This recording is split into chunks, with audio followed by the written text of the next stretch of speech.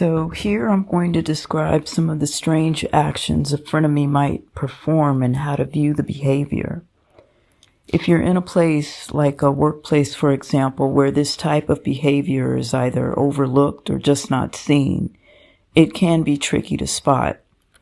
In that case, your best bet is to just pay close attention to your intuition and take note of how it makes you feel.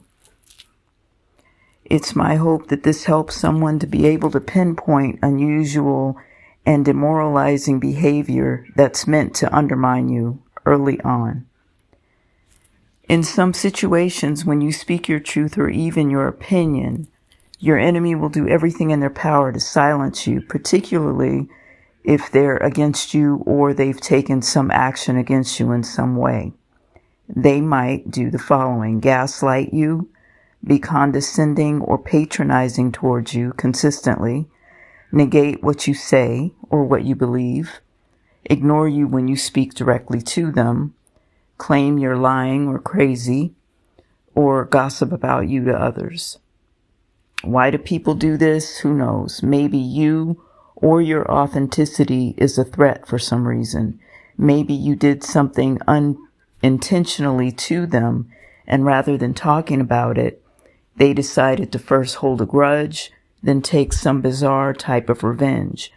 This really just shows they didn't have any regard for you to begin with, and were just waiting for an excuse to go against you.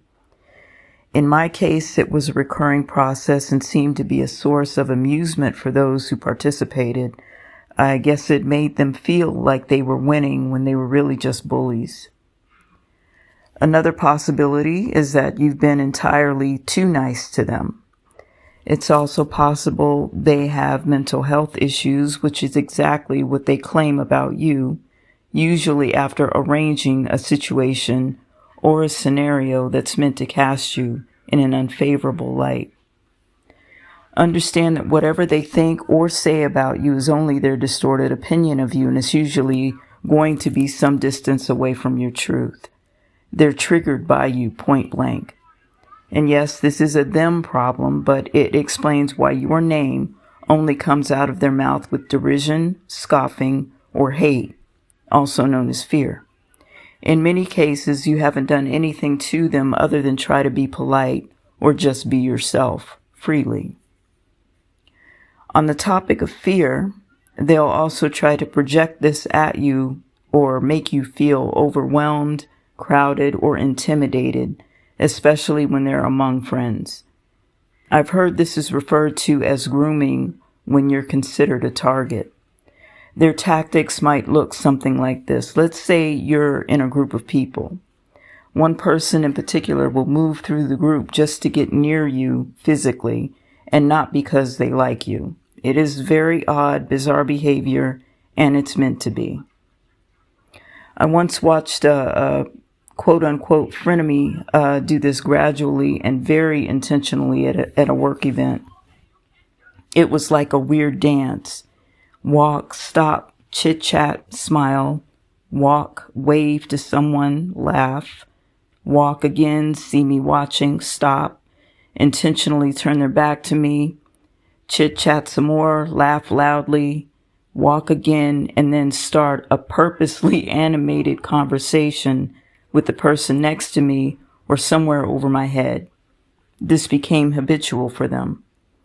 At one point, I even tried distancing myself. I was very happy to get out of their path, but I'd always discovered that they were near me somehow, able to easily monitor any conversation I was having with anyone.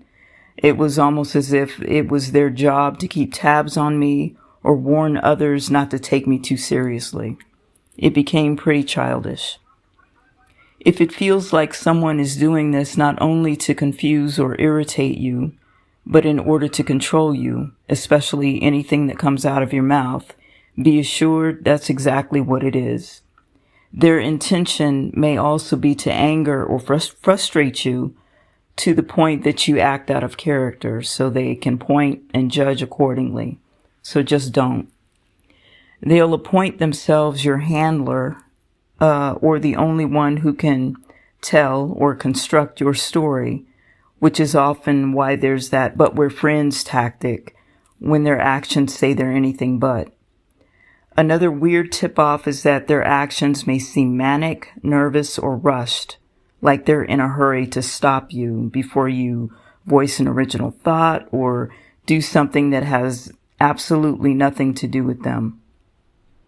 This might confirm that you just being yourself is a problem for them, or it's entirely possible they've already lied about you, aka told your story to others, and you're not following some invisible script. As you can probably imagine, it's an issue of their control or their imagined dominance over you. They also don't want you to voice your ideas. They'll believe theirs are more intriguing, usually because they're repeating yours. God forbid that your ideas sound interesting or someone positively acknowledges them. You'll be part of a competition you didn't even sign up for. If these types of scenarios happen frequently and you call them out on it, they'll claim you're too sensitive. If you simply ask them about it, they'll deny it, but their response will seem impatient, exaggerated, or just dramatic. And this is also confirmation.